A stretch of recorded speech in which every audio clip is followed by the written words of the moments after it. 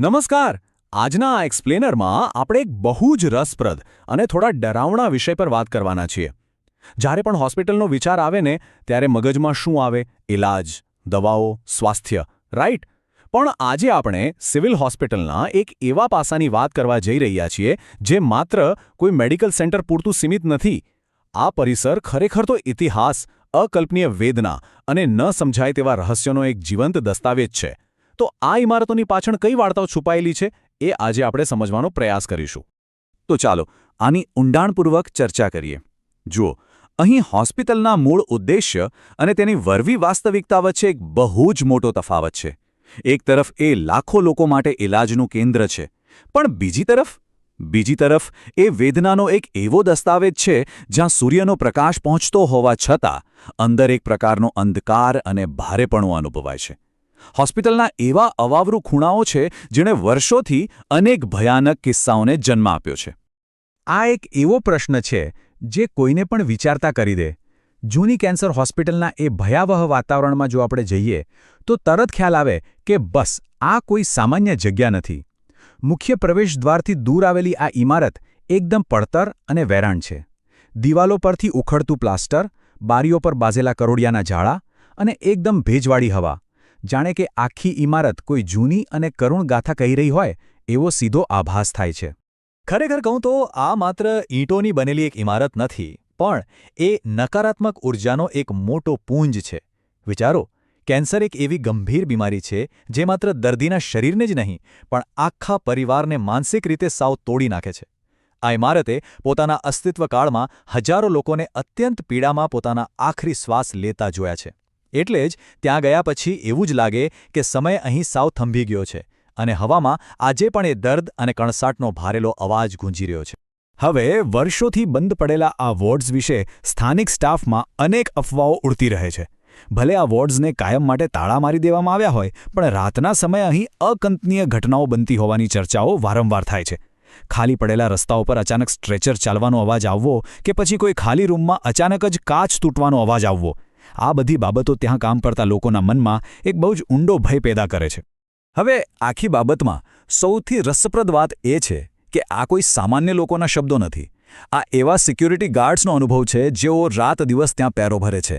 એકદમ તાલીમબદ્ધ અને હિંમતવાન હોવા છતાં જ્યારે તેઓ રાત્રિના સમયે જૂની કેન્સર હોસ્પિટલના પાછળના ભાગમાં જાય છે ને ત્યારે તેમને એક અજબ પ્રકારનું ભારેપણું અનુભવાય છે. જાણે કોઈ અદૃશ્ય શક્તિ સતત તેમની પાછળ ચાલી રહી હોય અથવા કોઈ અંધારામાંથી તેમને એકી ટીશે તાકી રહ્યું હોય એવો ભયાનક અહેસાસ એ લોકોને થાય છે.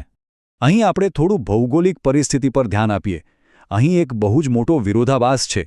જુઓ, હોસ્પિટલ જેનું કામ જીવન બચાવવાનું છે તે તદ્દન સ્મશાનની બાજુમાં આવેલી છે, જે ખરેખર જીવનના અંતનું પ્રતીક છે.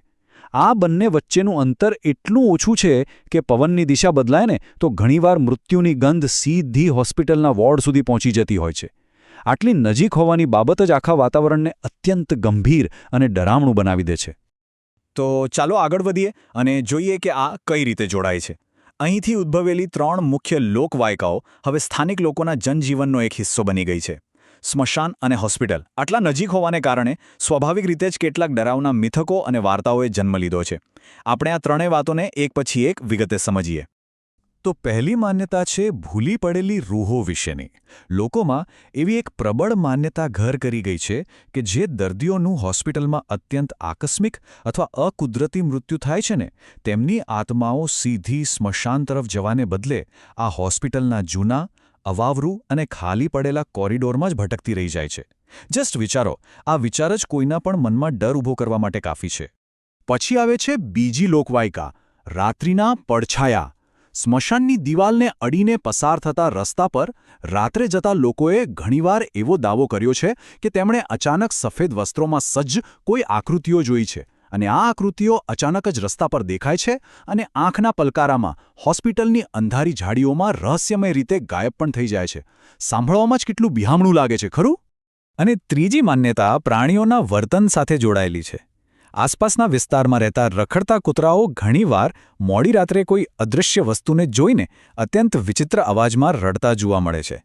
સ્થાનિક રહેવાસીઓ કૂતરાઓના આ વ્યવહારને એક અત્યંત અશુભ સંકેત માને છે. તેમનું માનવું છે કે આ કૂતરાઓ એ અદૃશ્ય અતૃપ્ત આત્માઓની હાજરી અનુભવી શકે છે.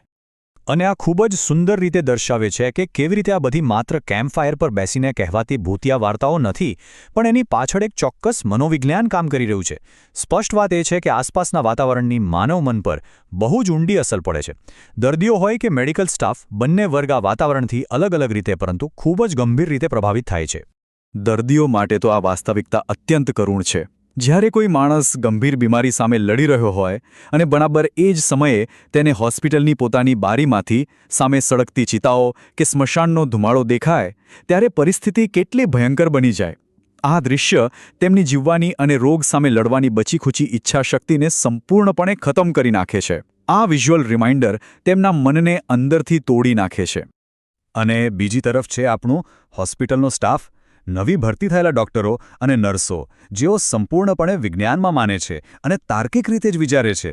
તેઓ પણ આ વાતાવરણથી બચી શકતા નથી. તેમને પહેલેથી જ આ બધી ડરામણી વાતો કહેવામાં આવી હોય છે.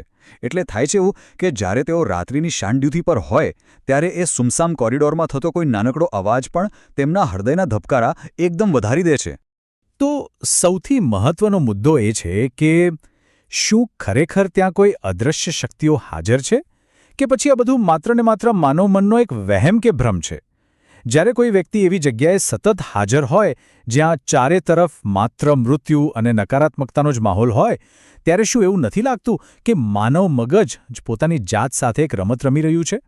મનોવિજ્ઞાન ખરેખર આ ભયને બહુ જ સારી રીતે સમજાવે છે. એક એવું મન જે પહેલેથી જ નકારાત્મકતા, દુઃખ અને ડરામણી વાતોથી ભરેલું છે, તે વાસ્તવિકતાને પણ એક અલગ જ નજરે જુએ છે. સામાન્ય પવનના સુસવાટા પણ તેમને કોઈના ડરામણા અવાજ જેવા લાગવા માંડે છે, અને સામાન્ય વૃક્ષો કે ઇમારતોના પડછાયા પણ તેમને કોઈ સફેદ આકૃતિઓ કે ભૂત જેવા દેખાવા લાગે છે. આ બીજું કંઈ નથી પણ મનની એક પ્રકારની નકારાત્મક કન્ડિશનિંગ છે. પરંતુ આ બધી જ તાર્કિક સમજૂતીઓ છતાં આપણે આ એક્સપ્લેનરના અંતિમ અને સૌથી ગંભીર વિચાર તરફ આવીએ. સિવિલ હોસ્પિટલના એ રહસ્યમય અને સફાઈ વિનાના અવાવરૂ ખૂણાઓ, જ્યાં કેન્સરના દર્દીઓની અનહદ પીડા અને કણસાટ વર્ષોથી ભીંજાયેલા છે ને, ત્યાં ઊભા રહીને કોઈ પણ અત્યંત તાર્કિક માણસ પણ એક ક્ષણ માટે તો વિચારમાં પડી જ જાય. એ કાટ ખાધેલી દિવાલોમાં એક ખૂબ જ કાચી અને વાસ્તવિક ઉદાસી છુપાયેલી છે. અને બસ અહીં જ આપણે એક બહુ જ ઊંડા પ્રશ્ન સાથે આપણું આ એક્સપ્લેનર પૂરું કરીએ છીએ.